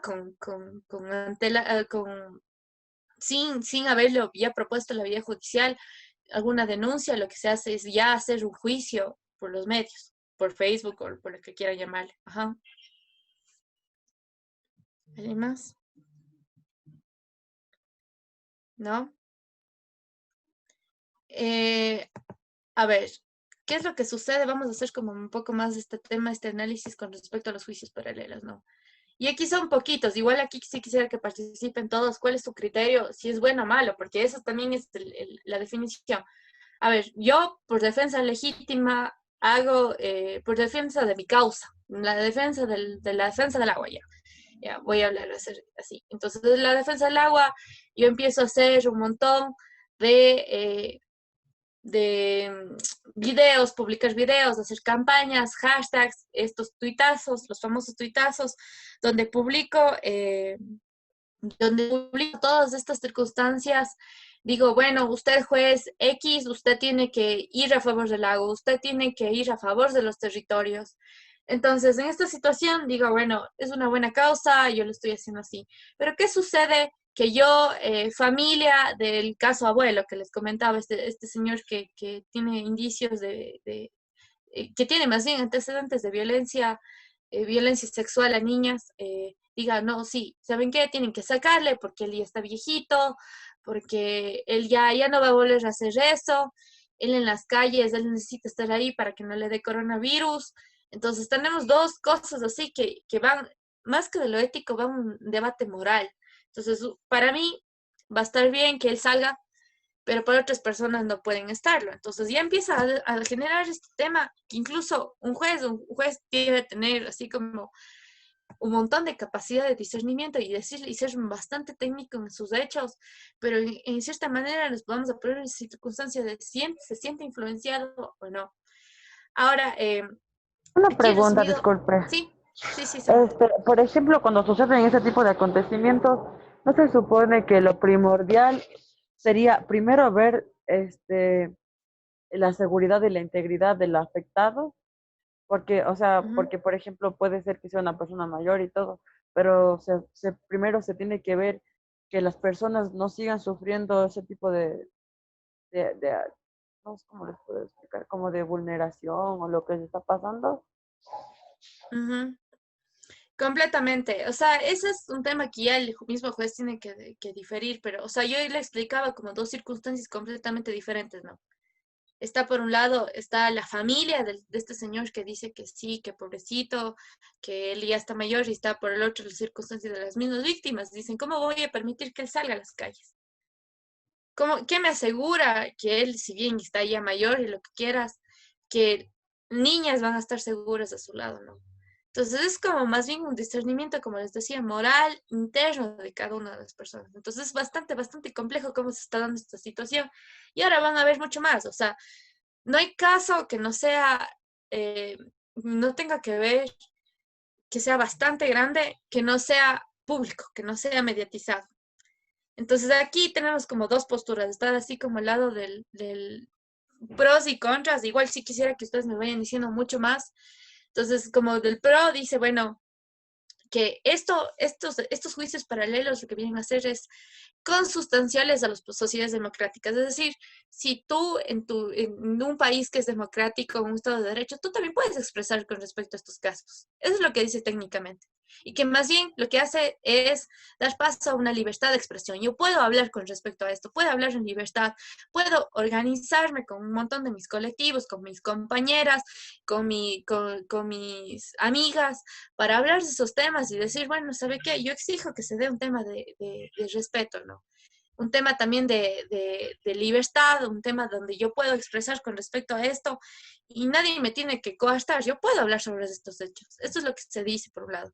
También dice que lo que genera que los medios de comunicación estén interfiriendo mucho en este caso es que haya un tratamiento informativo de los hechos, es decir, que no quede en una confidencialidad completa, sino yo pueda saber qué es lo que ha pasado. Ahora habría que ver qué tan parcializada está esa información, pero yo puedo saber cómo se ha dado, de qué circunstancias, eh, qué ha pasado con este caso, pero también pongamos en el otro espacio. Yo ya puedo conocer quién es el agresor, quién es la víctima, lo que hago es revictimizar. Puedo conocer también en qué circunstancias, decir, chuta, pobrecita esta chica. Yo la estaré viendo de la misma manera después de saber que ella vivió esta violencia, estas circunstancias, ¿no? Y también lo que dice es que esto, finalmente, ¿cuál es el objetivo de esto? Es que es un mecanismo de exigencia. Es decir, yo, mediante la discusión que se va a hacer en medios, mediante la discusión que se va a hacer mediante plantones, mediante lo que quieran llamarle, va a generar un mecanismo de exigencia. Es decir, juez, usted tiene que abogar en base al bien común, y el bien común somos nosotros. O también tiene que abogar en base a los derechos. O sea, si lo hago, yo digo en buena manera, ¿no? Es decir, bueno, usted tiene que hacerlo porque la defensa del agua es legítima y aparte de eso, nosotros como cuencanos vamos a poder mantener nuestras reservas intactas, este tipo de situaciones bastante complejas. Eso es como los pros, se podría decir, si nos ponemos a discutir un poco. ¿Alguien más pensaría que podría haber otro pro con respecto a los juicios mediáticos?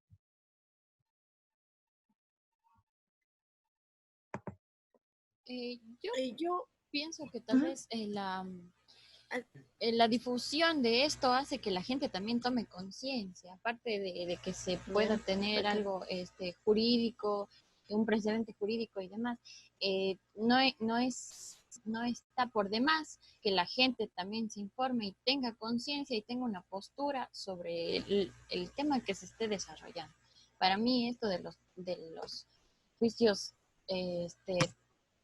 parciales también, ese sería mi pro para los juicios parciales, que la sociedad y la comunidad en general tenga un conocimiento y forme su postura a partir de esto.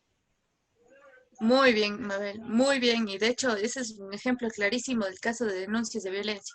A partir de que se empezó a hacer estas campañas, no digo muchísimas, pero sí la gente ha empezado a exteriorizar estos casos de violencia y a denunciarlos. Muy, muy buen aporte. ¿Alguien más? Yo. Sí. Yo decía que, o sea, sí es un pro bastante grande el hecho de mediatizar un caso, porque así, a lo menos, o sea, se puede conocer, pongamos un ejemplo en caso de violencia sexual, que se puede conocer más víctimas, más personas que le esté pasando, y se puede incluso hacer más demandas, o sea, y se puede poner más alicientes a una demanda a una persona para que se pueda ser juzgado, porque tal vez piensan que el juicio por el que se fue mediático es uno y solo a una persona le pasó, pero realmente se da cuenta que tal vez fue no masivo, se podría decir repetitivo, y que hubieron muchas más víctimas que podrían denunciar, incluso con este tipo de juicio mediático, ya que incluso puede infundirles un poco más de valor a las demás víctimas para que puedan denunciar un caso similar al que está pasando a la persona, la que ya empezó la acción legal. Muy bien, Erika. De hecho, ese también es el caso de los scratches, que ya no vamos a definir un poco más moral y ni legal, pero también sí sucedió también. O sea, se han maximizado mucho más los scratches justamente a partir de que gente ya lo ha empezado a denunciar, ¿no? ¿Alguien más? ¿Algún pro de los juicios mediáticos?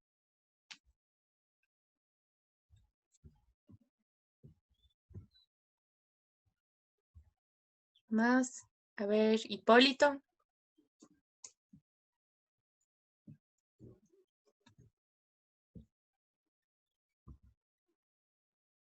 ¿No? Fabián.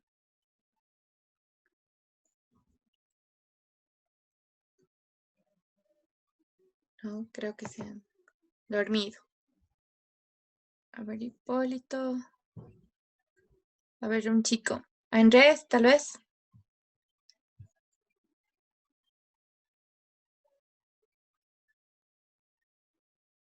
Nada. Bueno, vamos a ir con respecto a los... Sí. Igual, o sea, el hecho de que la noticia o el hecho llegue, por ejemplo, a otros países, a otros lados y se puedan enterar de lo que pasa realmente en nuestro país, como por ejemplo es el caso en octubre, o bueno, actualmente lo que pasaba en Guayaquil. El hecho de que nosotros en el Ecuador tuvimos que habernos enterado por noticias de medios extranjeros de que en Guayaquil los cuerpos estaban retirándose y full cosas. Y después de esto fue que ya los medios nacionales empezaron a difundir la noticia. Entonces, yo creo que también sí es bueno como que para que se haga más, que llegue esta noticia a otros lados y se entere, digamos, de lo que está pasando en nuestro país, que los medios no dan tal y como es la noticia. Muy bien, muy buen aporte. De hecho, ya poniendo así como un poquito efectivizando, está el caso de este chico Floyd, ¿no? Que es un tema que ha trascendido a nivel mundial y que incluso y tiene aplicabilidad en nosotros, en nuestro contexto, porque al fin, si bien decimos, bueno, es que ese es Estados Unidos y supuestamente es el país como el sueño americano, al final es un tema que pasa en nuestros países también, este tema súper violento de los policías. Hace poco se aprobó incluso una resolución con respecto al uso de la fuerza. Entonces, sí es bastante complicado, ¿no? Ahora, yo creo que también ustedes podrían como definir algunos casos, incluso eso les voy a mandar de tarea, que ustedes definan el hecho, ya les dije que hay vulneración de derechos, un caso de vulneración de derechos, después van a analizar el tema de cómo se ha dado, en qué circunstancias se ha dado, si los medios han hablado de eso y cuáles creen que van a ser las resoluciones con respecto a eso, ¿no? Entonces es bastante interesante este análisis y sí les dejo para que ustedes discutan igual con sus organizaciones, en sus barrios, con su familia, de qué este debate moral, ético, si quieren llamarlo, pero también que puede ser utilizado más que todo puede ser utilizado para causas buenas, ¿no? Ya les voy a igual a mostrar un poco de las herramientas como una yapa que les voy a dar con respecto a herramientas ya no solo judiciales, sino más bien activistas justamente para emplearlos en sus espacios. Ahora, con respecto también a como la parte negativa que dicen, les he puesto como dos principalmente, es como que se parcializa la postura del juez, el juez ya sabe por dónde tiene que ir para, como mencionaban, que no caerle mal a la gente o qué me va a decir la gente en el caso que yo me parcialice. Y también un ejemplo también es que va a generar en cierta manera una presunción de inocencia como no de la persona, ¿no? Entonces yo digo, no, es que si él es inocente. Y se da eso un montón también en los scratches. O sea, dice, no, pero es que él es inocente. No, pero otra postura dice, no, pero es que él no lo es que conmigo sí ha sido chévere, pero conmigo no. Entonces es como un caso súper común y eso lo mismo se lleva en causas fuertes, ¿no? Entonces está el caso del agua, por ejemplo. Entonces dice, bueno, pero es que yo necesito explotar esos territorios porque necesitamos plata, pero por otro le dice, pero es que nosotros como pueden ver alternativas económicas, nuestro derecho al agua, nuestros derechos sobre nuestros territorios. Eso es como un tema que también pasa muchísimo y es bastante complicado. Está también que se atenta contra el honor y la intimidad de las personas, como les mencionaba. ¿Qué es lo que sucede? El hecho de que yo ya empiece a demostrar casos de violencia pasa muchísimo también, que es que atenta contra la intimidad. O sea, yo conozco que el caso de Anita Pérez, está sucediendo este caso, ya empiezan a escribirle a la chica, empiezan a darle seguimiento en sus redes, empiezan a hablar de ella, a consultar a su familia, empiezan a hacer como el stalkeo nivel que, o sea, para poder enterarse qué es lo que ha sucedido, porque, o sea, irónicamente somos así, ¿no? O sea, no es que decimos, bueno, vamos a manejarlo así, sino que ya se da una injerencia en lo privado terrible, o sea, no se puede tener una vida privada del todo, ¿no? También se pone en riesgo muchísimo la credibilidad y el prestigio de los tribunales. Ese es un tema que está muchísimo en discusión. Como les mencionaba, también como de circunstancias en contra de estos temas de los juicios paralelos. Bueno, esto es bastante interesante, como les mencionaba, es para que les mando de ver, para que vayan a conversarlo, vayan a analizar un poco cómo se está dando en sus espacios y también ya yendo como en el aspecto positivo y justamente del activismo, yo creo que ya agotado, o sea, a la par o justamente para darle seguimiento a las causas judiciales, sí es importante que ustedes también se abastezcan de medios o de formas de poder hacer activismo. Hace poco estuve en un curso de acción no violenta justamente que se da en las Américas y si bien ya fuera de la situación como personal, había algunas cosas que no me parecían, sí es importante como mostrarles un poquito de estas herramientas que ustedes tienen para poder incidir y hacer esta dinámica de juicios paralelos, pero obviamente yo sí les pongo como en este debate, un debate ético, ¿no? Pero sin embargo, ¿qué es lo interesante? Es que estas campañas de activismo, hay como un líder que maneja estas formas de poder hacer activismo no violento y lo que él establece es 169 formas de poder uno incidir en el activismo sin que sea violento. Claro que la violencia igual va a ser como un análisis otro, ético, moral, si quieren llamarlo, pero ¿qué es lo interesante de este señor? bueno, si bien es extranjero, él hace desde su perspectiva, ¿no? Pero ¿qué es lo que sucede también? Es que los espacios de activismo generan, como ustedes mencionaban, conciencia, generan también este debate público en las personas para que decidan si realmente, al repreguntarse si realmente funcionan o no el sistema en el que estamos viviendo, si funcionan o no los tribunales, si funcionan o no diferentes instancias, ¿no? Entonces aquí les he puesto así como una pequeña yapa, aquellas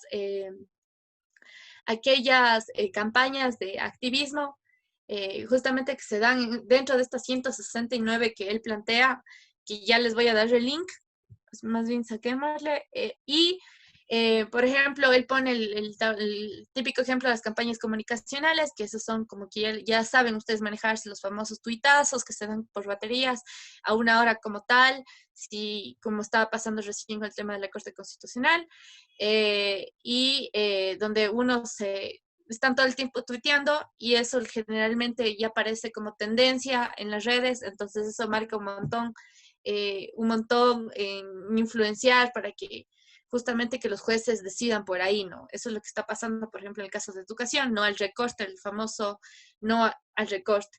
Está también una de las formas que él utiliza, está la escritura aérea y terrestre. Este es el famoso no al recorte de nuevo, que esto se hizo en las faldas del Pichincha, me parece. Bueno, se hizo en Quito, se hicieron por algunos colectivos y fue de un rato al otro. O sea, apareció esto escrito y se lee casi que la mayoría parte de Quito se puede leerlo y es como súper claro el mensaje. No necesita como explicarse mucho y lo interesante también es como fue bastante planificado, incluso generó un tema de incidencia, porque ahora sí los medios tuvieron que hablar de este tema, porque no es un tema que se oculta nomás, entonces ya se les obligó en cierta manera a poder incidir en ese tema, o hace 2 días, se hizo una campaña donde en todas las ciudades, la mayoría a nivel nacional, empezaron a salir letreros y pancartas desde los puentes, desde lugares públicos que hacían referencia a que el Estado justamente está violentando los derechos de la gente, que está haciendo estos recortes de salud y educación, pero al mismo tiempo que lo que genera es una suerte de que es un Estado asesino, ¿no? Entonces son tipos de campañas que están sucediendo un montón, ahorita mucho más completamente legítimas. Déjenme ver si encuentro una foto de unos chicos que están justamente haciendo temas de estas campañas para que los vean. Igual es como súper conocido ahorita y más colectivos se están sumando. Sí, aquí tengo unas fotos, les voy a mostrar para que le vean un poco. Ya, por ejemplo, esta es una de las campañas que se están dando. Entonces, como les digo, se hacen desde los espacios públicos. Aquí dice los derechos no se negocian. Habla de que todos se vayan todos. Esto está, por ejemplo, en Guayaquil. Esto también en Guayaquil. Asimismo, está también en Guayaquil. Lo mismo. Esto está, por ejemplo, en Quito. Y están otras publicaciones, ¿no? Entonces, como esto está en Esmeraldas, también se han unido estos colectivos. Esto está en Esmeraldas también. Entonces, son como súper gráficos, no anticipan mucho a la gente que lo van a hacer, sino solo se lo organizan y ya. Está en Quito. Y así, ¿no? Entonces es como muy claro y son campañas que se están haciendo desde diferentes espacios, completamente legítimas y están en su derecho de poder ejercerlo. También, ¿qué es algo que se está dando muchísimo también? Es, y les voy a mostrar, a ver, algo que se está dando muchísimo, está, por ejemplo, en Estados Unidos ya va un tema así como mucho más complicado, pero ¿qué están pasando algunos colectivos? Están iniciando negarse a consumir productos que en este caso son los que se los va a boicotear, ¿no? Entonces, por ejemplo, yo ya no voy a comprar el Supermaxi, yo ya no voy a comprar en empresas que tengan que ver con la favorita, que tengan que ver con mi comisariato, este tipo de aspectos, pero yo ya empiezo a apoyar a la red agroecológica, empiezo a apoyar a productores locales, empiezo a ir a mercados locales de mis territorios. Entonces, esta es una forma también de resistir, no violenta, y a la vez, ¿cuál es el fin? Justamente es agotar ese, o sea, evitar que más gente aumente en el mercado de un sector, ¿no? ¿Alguien más me puede explicar algún ejemplo de negarse a consumir productos boicoteados? ¿Sí? ¿No? Yo, Michelle, no sé si estará bien este ejemplo, pero en varias redes yo vi sobre una publicidad. Bueno, es un producto de mantequilla a la que está sobrepuesto otra etiqueta. Y la gente hace esta denuncia, y para que no se le compre, porque la mantequilla, la original, la que viene en este empaque, es mucho más barata. Incluso puedo decir, yo no sé, no he investigado mucho este tema, pero podría decir que esta mantequilla es, por ejemplo, Dina, pero esta otra marca que está encima, o sea, como que compra el producto y le hace suyo. Entonces, por ahí también la gente está haciendo como esta denuncia para que no compren este producto, es de mala calidad, o es otro tipo de mantequilla y solo le están cambiando la etiqueta y cosas así. Perfecto, eso también es súper, súper claro. Sí, lo había visto, y también es interesante porque al final la gente, bueno, puede no ser toda, pero sí genera esta discusión de si realmente la gente puede optar por este tipo de cosas, ¿no? Hace poco, me parece que es Nicaragua, sí, me parece que es Nicaragua. Por ejemplo, sucedía que un montón de los recursos que iban del petróleo no se los daba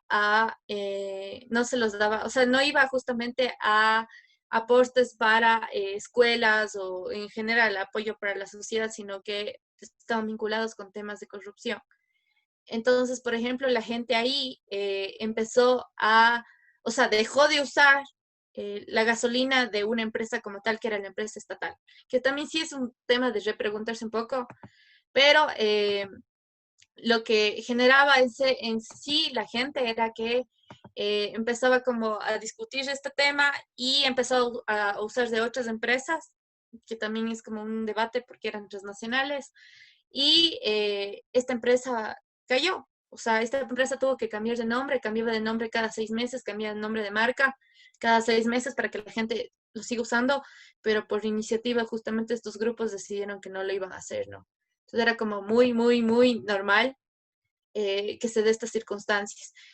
Otro tema es también que es el famoso juicio inverso. A ver, el juicio inverso es como, ¿qué es lo que ha pasado con los juicios inversos? Es que ha generado, en cierta manera, un tema de poder expresarse, desahogarse, si quieren llamarlo, con respecto a ciertos temas en materia de, o sea, de derechos, ¿no? Es decir, por ejemplo, a mí las autoridades, el famoso caso juicio inverso que se dio en el caso de María Paula Romo, hace un año me parece, si no es menos. ¿Qué sucedió? Bueno, ella argumenta que es feminista, que está dentro de los colectivos, y entre otras cosas.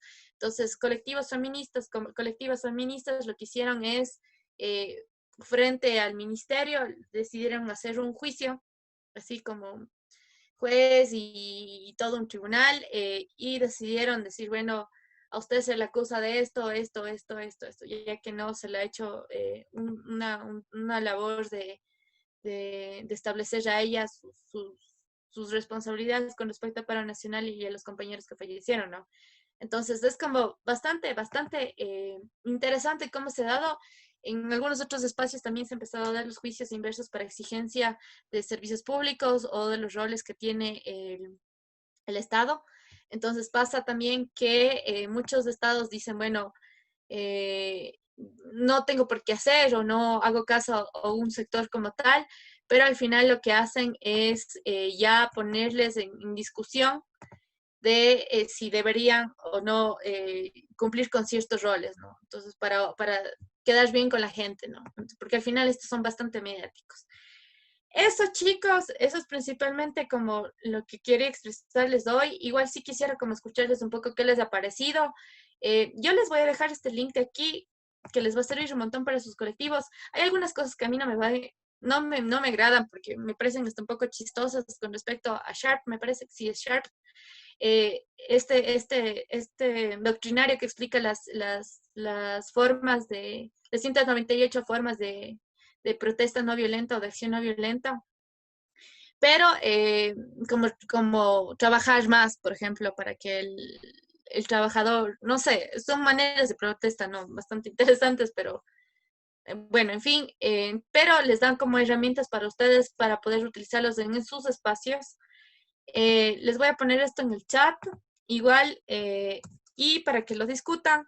Esto es una labor que ustedes todo el tiempo van a ir aprendiendo y es bacán que lo pueden hacer a la par, como les digo. Este mensaje de mostrarles un poco estas dos herramientas es para que ustedes los hagan a la par, para que tengan mayor fuerza con respecto a sus activismos, a sus espacios de militancia, pero también que se pongan a repreguntar también el papel de los roles, o sea, los roles y el papel que tienen los medios de comunicación. Eso, chicos, ¿algún comentario, alguna cuestión?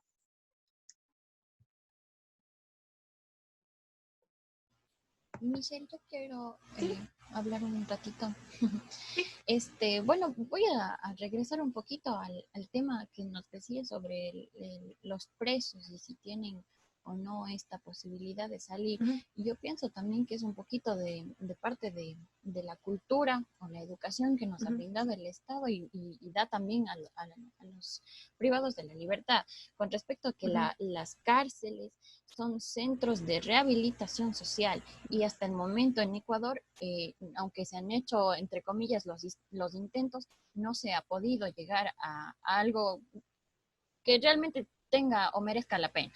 Entonces, yo pienso que va más por ahí de que si fuera realmente un establecimiento de rehabilitación social, las cosas y la mirada sería completamente distinta, porque la gente tendríamos la certeza de que está rehabilitada, de que realmente hay un cambio, y por eso se da no solamente aquí en Ecuador, sino en muchas partes de Latinoamérica y del mundo en general también. Esta reinserción no es posible porque está basada solamente en los maltratos. En los maltratos a los presos de la libertad también y la tergiversación de la información que se da tanto dentro de las cárceles y afuera a los ciudadanos comunes que no siempre están informados de lo que comúnmente se vive dentro de las cárceles. Eso un poquito es mi inconformidad con el sistema más bien, no solo igual como digo, no solo de Ecuador, sino del mundo en general. Eso, nada más, Michelle. Muchas gracias. Muy bien aporte, Mabel. Muy, muy, muy bacán más bien que le veas por ahí, porque claro, todo el mundo se ha puesto a redefinir el modelo de rehabilitación que no se completa con hacer talleres de carpintería nomás. Y son ahorita los sectores más abandonados porque nadie se preocupa justamente de las personas que están en situación de privación de la libertad. Correcto. ¿Alguien más?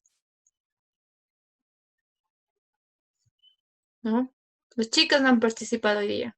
A ver, tal vez Gabriel.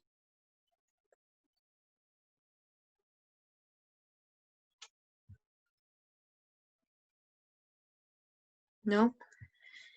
Bueno, chicos, eso ha sido como todo. Igual cualquier cosa, déjenme saber. Espero que les haya agradado, que les sirva más que todo para ustedes poder repensar desde sus espacios de militancia y también poder hacer un labor de exigencia, ¿no? Porque está bien agotar dos vías, está bien porque eso genera una mayor fuerza la vía judicial, así como la vía desde el activismo, desde las organizaciones sociales, al mismo tiempo deseándoles como mucha resistencia, mucha solidaridad para para con sus organizaciones, con estos sectores y les abrazo mucho, de verdad, muchísimas gracias.